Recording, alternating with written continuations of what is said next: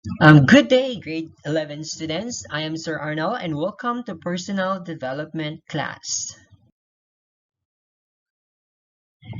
So today we will be discussing about positive and negative emotions. The previous lesson that we've learned about the emotions, the different types of emotions that was proposed by um, Robert Polchicks. No, he he introduced the the wheels of emotions in different ways. So, but now we will be tackling about the positive and negative emotions. So, human emotion is a feeling that is private or and subjective. Humans can report an extraordinary range of state which they can feel or experience. Some are accompanied by obvious signs of enjoyment or distress, but often these have no overt indicators. In many cases, the emotions noted seem to blend on different states.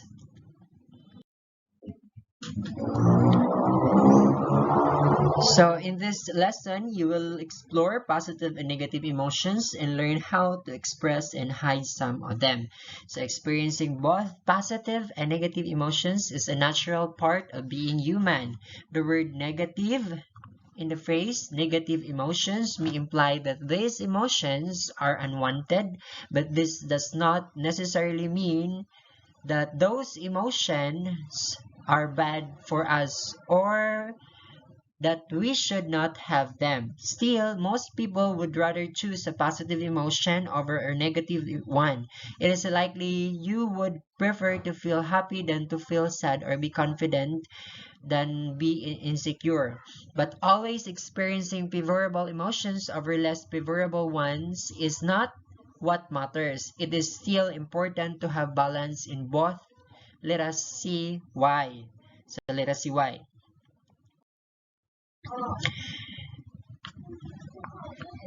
So positive emotions. All emotions are normal, natural, and important in this activity. We will learn about a special group of emotions called positive emotions. Having plenty of positive emotions every day can help our well-being in dealing in our daily situation. Scientists have discovered that we should have at least three positive emotions to balance one negative emotion. In this activity, you will identify the positive emotions a person might experience. So now let's find the positive and the negative emotions. So we will look at their difference.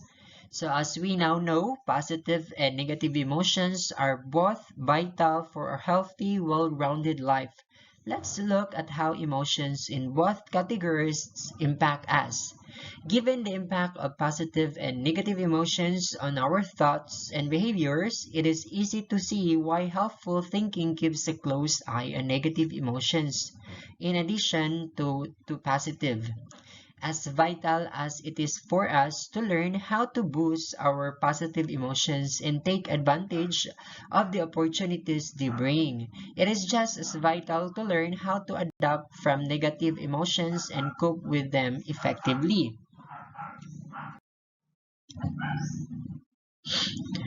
So when we accept, embrace, and act both our positive and our negative emotions, we give ourselves the best chance to live balanced, meaning life. Therefore, the field of positive psychology is hesitant to focus too much on positive emotions alone. It is just as important to understand how to turn negative emotions into a positive experience as it is to capitalize on our positive emotions.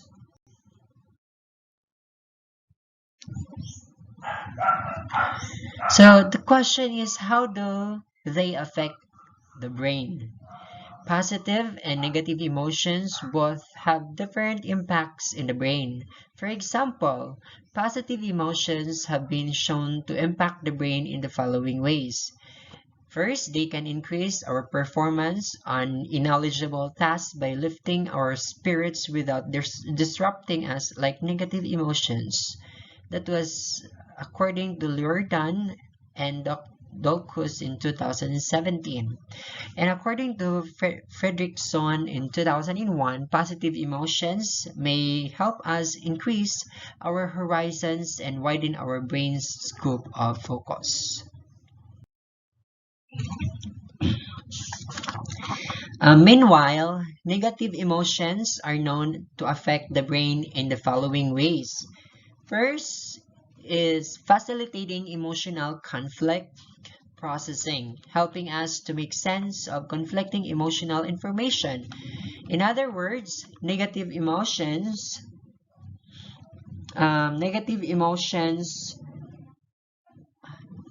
can help us figure hard emotional problems. That was according to Zensinko and others in 2015. And the second one is facilitating cognitive conflict processing, aiding us in comprehending dissimilar or conflicting cognitive information. In other words, negative emotions can also help us make sense when we receive confusing signals. That's according to Kansky and Kotz in 2010 until 2011. Then the third one is reducing the experience of empathy, which can help protect us from getting too involved with others and stay focused on our goals. Kiao Tasiret, Corradidel Aqua, and Vliomware in 2017. So what is positive emotions? Positive emotions are emotions that we typically find pleasurable to experience. The Oxford Handbook of Positive Psychology defines them as pleasant or desirable situational responses, distinct from pleasurable sensation and undifferentiated positive effect, according to Cohn and Fredrickson in 2009. Basically, this definition is stating that positive emotions are pleasant responses to our environment or our own internal dialogue that are more complex and targeted than simply sensations. So here are some common positive emotions that include love, joy, satisfaction, contentment, awe, interest, amusement, happiness, and serenity. So a while ago, we've learned about negative emotions. Now let's go to negative emotion. What are negative emotions? Or what is negative emotions? On the other hand, negative emotions are those that we typically do not find pleasurable to experience. Negative emotions can be defined as an unpleasant or unhappy emotion, which is evoked in individuals to express a negative effect towards an event or person. That's according to PAM in 2013. If an emotion discourages and drags you down, then it's most likely a negative emotion. So here are a few of the most felt negative emotions like fear, anger, disgust, sadness, loneliness, melancholy, annoyance, and rage. So, do we need positive? Do we need more negative or do we need more positive? Do we need them both? So look back over the list of sample negative emotions. Do you want to feel any of those emotions? You probably do not, and it is no wonder. It does not feel good to experience any of those emotions. Have you ever felt one of these emotions and thought to yourself, I wish I should have experienced this emotion always. Although you may have experienced this once or twice, generally at a time when we think we shouldn't feel positive emotions. It's easy to see that this list is full of pleasurable emotions that people tend to seek out. We know that we need positive emotions to function effectively, grow, and thrive. So, if it is basically universally unpleasant for us to experience negative emotions and universally pleasant and desirable to experience positive emotions, do we need negative ones at all? As it turns out, it is yes. So the question is, how can they impact our health and well-being? Simply, it's not the negative emotions that directly impact our health and well-being, but it is on how we react and process them. So staying stuck on negative emotions can increase our body's production of our stress hormone, cortisol, which is turn depletes our cognitive ability to solve problems proactively and can also damage our immune defenses, making us more susceptible to other illnesses. That's according to Liard in 2009, and according to EPIL, in others, in 2004, chronic stress has also been linked to a shorter lifespan.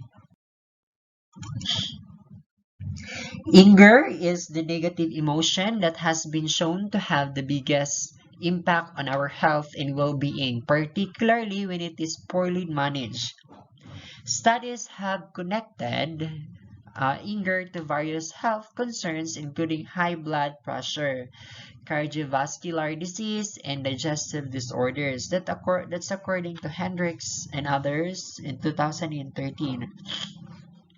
According to Boerma in 2007, linked unhealthy amounts of anger to increase the levels of cortisol, which were implicated in decreased immune system efficiency. Boerma's research found that chronically angry people were more likely to have a cold, the flu, asthmatic symptoms, and skin diseases such as rashes compared to non-chronically angry people. So feeling of anger are a normal and healthy part of being human. Learning to avoid all anger would be an impossible goal. Instead, in anger management, you will learn to avoid negative reactions to anger, such as aggression, while learning new emotionally healthy habits. Emotions play a big role in our life. They are 24 hours active and alive every day. It tells us what to do with ourselves, family, job, career, and how we love others. That is where we experience most differently the positive and the negative emotions.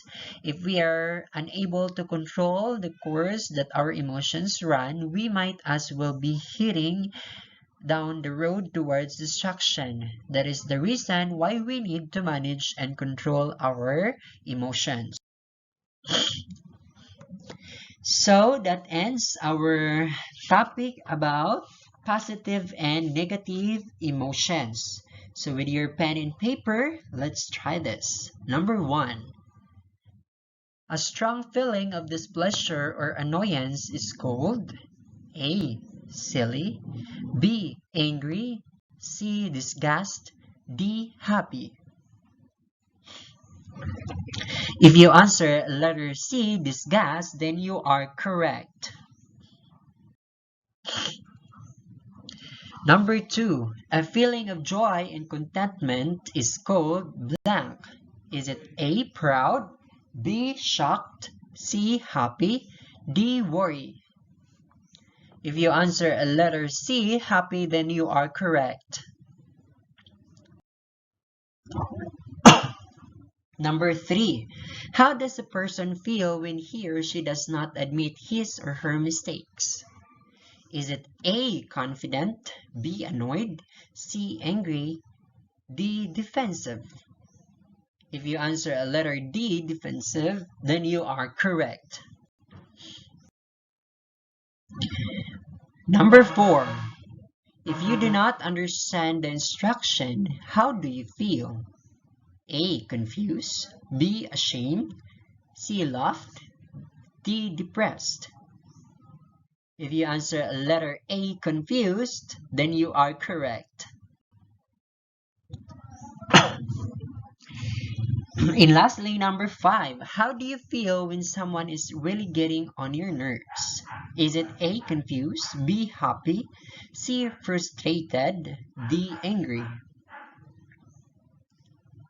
If you answer a letter D, angry, then you are correct.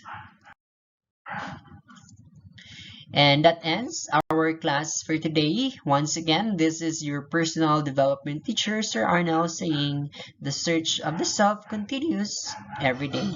Thank you and goodbye.